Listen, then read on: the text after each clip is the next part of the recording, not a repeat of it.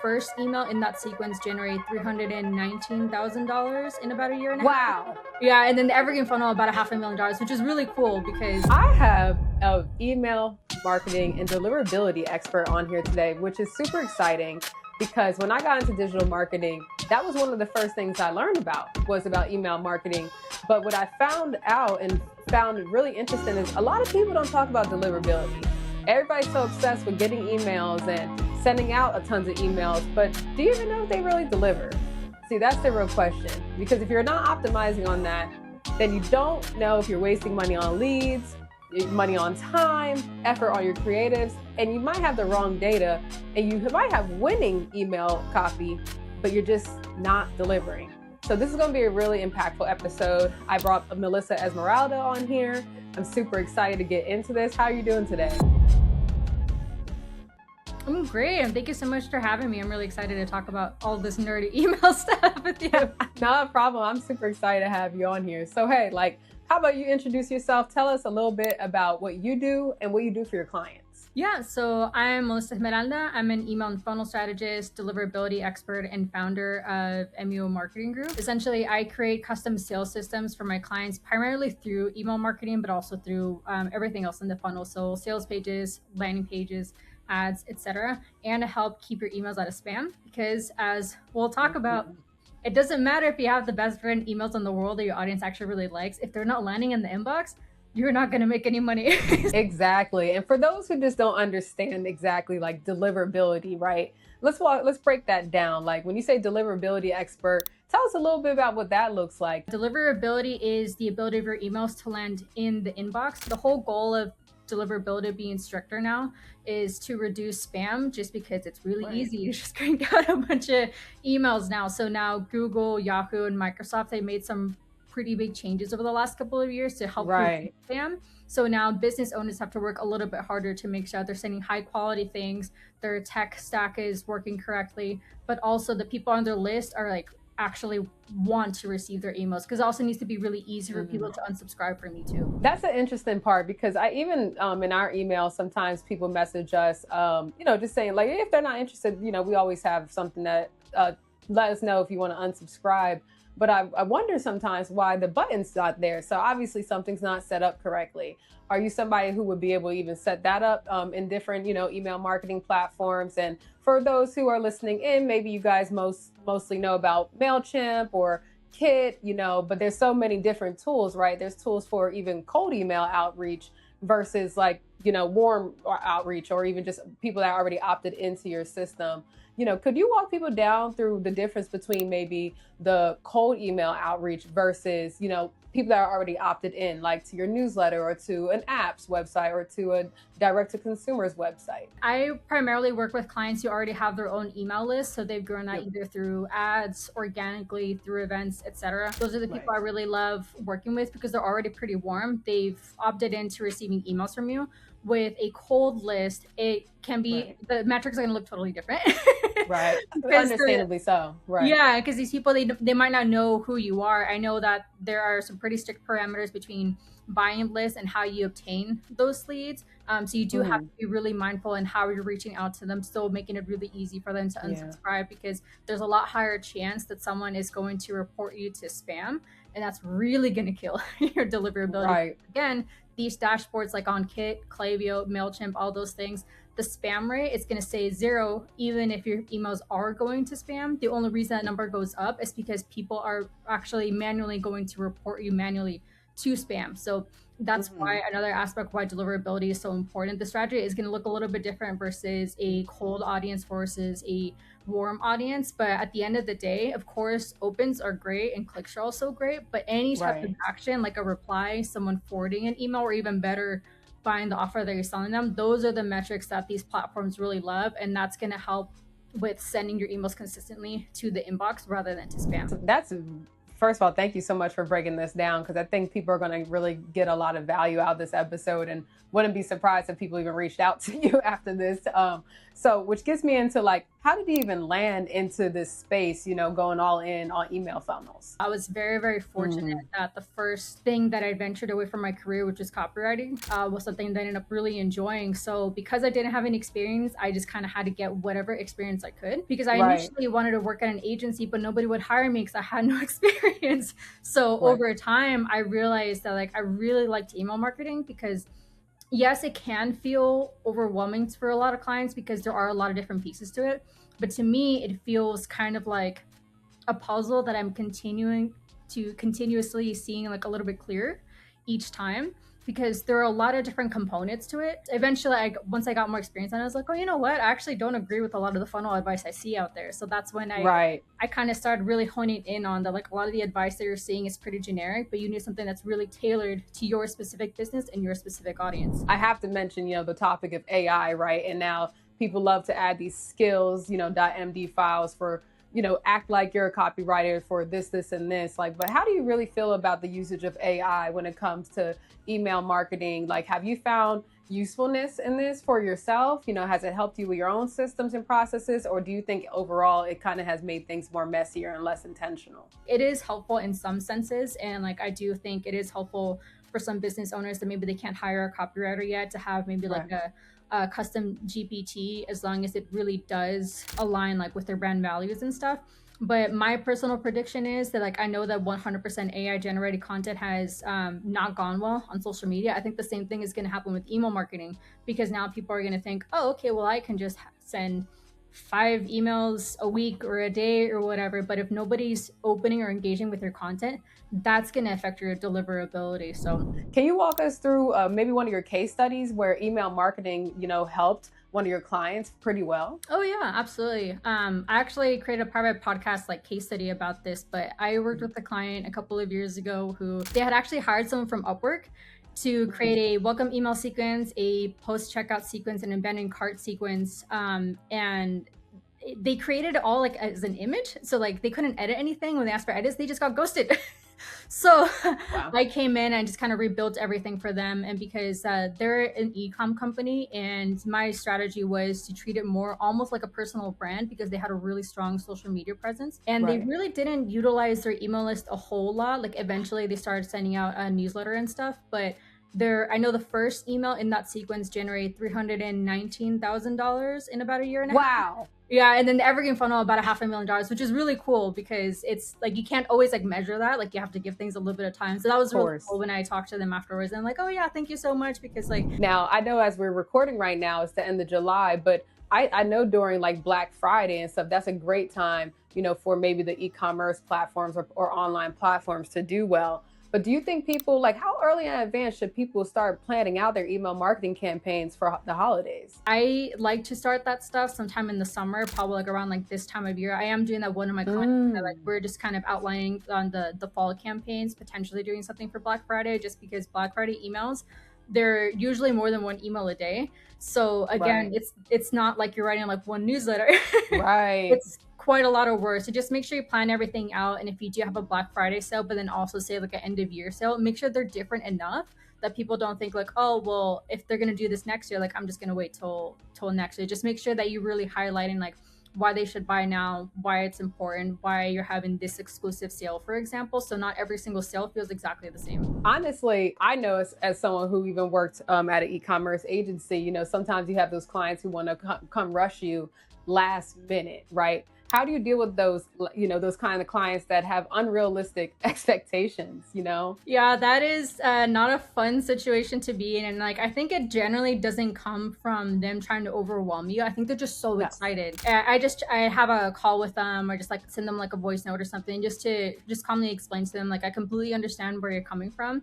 However, like it does take time to put everything together because like especially for me, like the way I work with my clients, Yeah. I have a whole discovery phase before I even start writing. So that's having the onboarding call with my clients or the discovery call with my clients, having them fill out an onboarding form. I interview 5 of their past clients. I create a funnel map. I create an execution Wow. brief that they have to review. And then we have an alignment call to make sure they're on board with everything. And then I can start writing. So that's all really important because, worst case scenario, if you just give me like a little bit of information and I write it, like no one's really going to be happy with that. And it just, makes Yeah. everyone a lot happier if you're able to just kind of explain to them, because almost always clients are like, oh, well, I didn't realize that, thank you so much for letting me know, and then it just makes the client relationship a lot smoother. That's really interesting to me. Now, when it comes to ROI, right?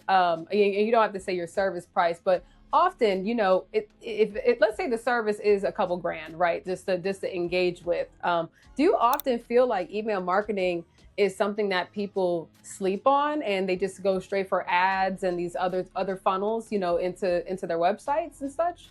Yeah, I think it depends where someone is in business. I think if you haven't outsourced any of your marketing before, then it is Hmm. very easy to think like, oh, I need to invest in ads. But if you're investing in ads and your landing page isn't good, you don't really have an email sequence that follows up with it, you're going to waste a lot of money because not only are you Right. spending money every single day on the ads, you're also paying the ads manager, which shouldn't be a cheap service either, because it's a very Yep. difficult and very particular job. I think once people realize like, oh, okay, like I do have a good audience of like good fit leads, now I know I Right. need to be serious about email marketing. But it's like me with social media marketing, is like there what like where do you start?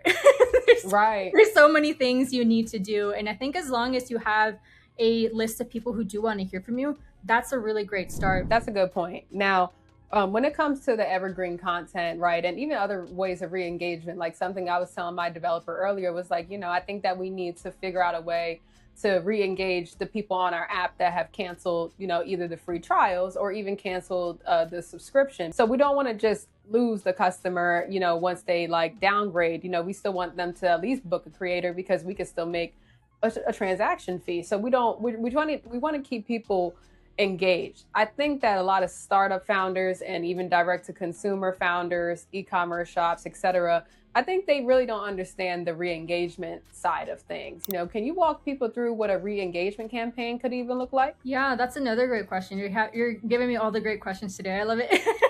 I uh, did my research. I can tell. Obviously, it's important to get the sale and get the leads and all that stuff, but I see Right. a lot less people talking about what to do after somebody has bought something from you. I forget what the exact statistic is, but it's really high. I think it's like 70% of people who bought from you are more likely to buy from you again, because sometimes people they really liked, but they bought from you, but they just need a Right. reminder, for example. So having all those intentional touch points can make a really big difference. That's so awesome. Now, I know we talked about ways that people can scale, but of course, there's like anything else, some stuff just doesn't work, and it might not be the whole line of email marketing, because I just believe that email marketing does work, but it might be a certain strategy that doesn't work. At what point do you just kill that strategy and say, time to pivot? I like that question. I think it depends on a few things, because I think it's easy to think of a new offer and then just kind of like put it together, try to sell it, and then like nobody really buys anything. Well, I failed. Gotta kill the whole. Right. But if you're, I don't recommend outsourcing a launch for an offer until you've validated it. So even if you have, say, like 5 people through like a pilot program or a beta round for an offer, that is really, really helpful.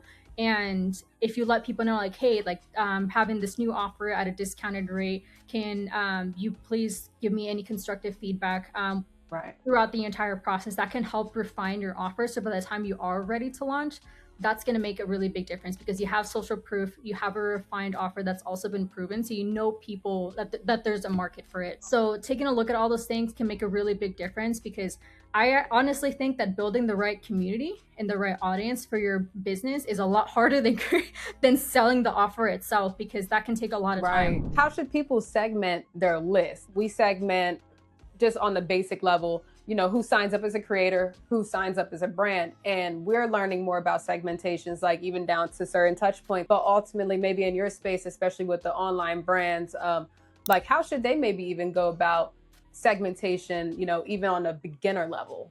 So segments Right. are really smart, because you can collect so much information from people, and it's really going to help with your analytics, because okay, these people, these are, say, newer business owners, so my entry point offer makes more sense for them. But these people, they're in a different segment, they're very established business owners, they're a better fit for a monthly email marketing retainer, for example. So if you're able to Right. gather that data as soon as possible when someone enters your funnel, that is really Mm, helpful in the long run, because it doesn't have to be like you can have it on the form, for example, like one of my clients I'm working with now. she's an oncology dietitian, so she's already very specialized. But obviously, within that, there are different types of people within different parts of their cancer journey. They're newly diagnosed, Right. treatment, Right. been out of Right. treatment for a while, etc. So we have them opting into, when they opt into our funnel, they have to self-segment themselves right from the form. So that way we know, okay, now we know these people are going to receive these emails. Another Right. segments can receive a different set of emails, because even though they technically they're going through the same thing, there's more nuance to it. So that's why segmentation is really helpful, because when people feel really seen and spoken to and are reading something that's generic that ChatGPT put together in 5 minutes, Yeah, then that yeah, resonates and a lot that's more. and so many people are doing that and getting Mhm. lazy with it, and or just don't have a budget for an expert. So that's why it's really interesting to see, how people who are experts go about it. Now, let's say somebody, doesn't make 6 7 figures yet. Maybe they just hit a couple $100 a month to $1,000 a month, but they have an audience, right? And it's underutilized, right? Would you say that the first thing that they should probably focus on is, ensuring that they have like a engagement campaign or some kind of sequence, and making sure that it's at least properly segmented? Like, what kind of advice would you give to those who are beginner at email marketing but don't have a budget to hire an expert? Yeah, absolutely. I would recommend that they first get a professional domain. So, like when I first started my business, it was Mm, meomarketinggroup@gmail.com. Now I have right. Melissa at meomarketinggroup.com. So you do need to have a professional domain. Google Okay. Workspace is really cheap. Then when you have an ESP, you have to make sure you authenticate your SPF, your DMARC, your DKM records, all that stuff. I would Google how to do that specifically for wherever your website is hosted, and whatever ESP you're using, to make sure that's all working correctly. And then just have a really simple email sequence that lets people come into your funnel. So have a really high Mm, quality lead magnet, or maybe like a really niche newsletter, for example, if you don't want to right. create a newsletter. And the welcome sequence doesn't have to be anything fancy. Like if you only have the bandwidth to create like 3 or 4 emails, that's fine. You can change it later, Right. you can add to it later, and that's completely okay. Yeah, because it's also helpful too to have people going through your funnel and just looking at data and seeing like, oh well, I see like people aren't really clicking in this email, so like I know I need to change something there, because email marketing is also a lot of experimentation, and Yeah. you just need some people to go through your stuff first to see what really resonates with them. With you being an expert in this industry and have worked with several clients now at this point, what industries do you think are really going to benefit from email marketing at this point? I think pretty much any industry is gonna do really well with email marketing, whether it's an online business, a brick and mortar business. It's just gonna look a little bit different for each particular business. Like a brick and mortar business, like they're probably not gonna have a million different sequences, because they might Yeah. not need to.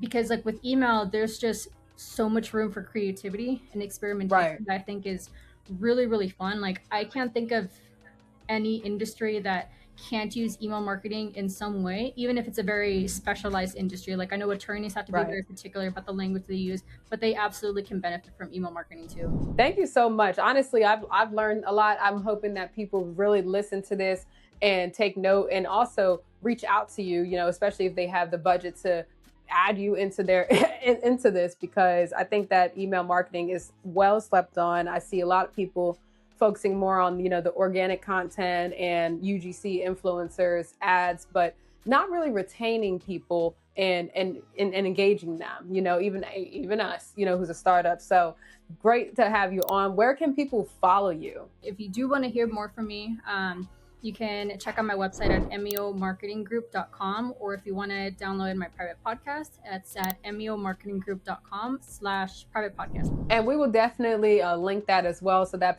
that way people can reach out to you about strategy and implementation. But Melissa, thank you so much for coming on board. This was very valuable, and I'm going to have to bring you back at some point so we can maybe get into some of the holiday campaigns and breaking some stuff down. So again, appreciate you, and thank you for coming on to the marketing department. Yeah, thank you so much for having me. This was really fun. All right, y'all. So there we have it. Melissa was so awesome. I honestly learned so much from this episode, because as somebody who doesn't use email marketing enough and needs to, I'm probably missing out on thousands of dollars a month just because I'm not doing email marketing correctly. So it's good to have brought her on board. And I'm looking forward to doing the following things. One, I want to make sure my segmentation is set up correctly.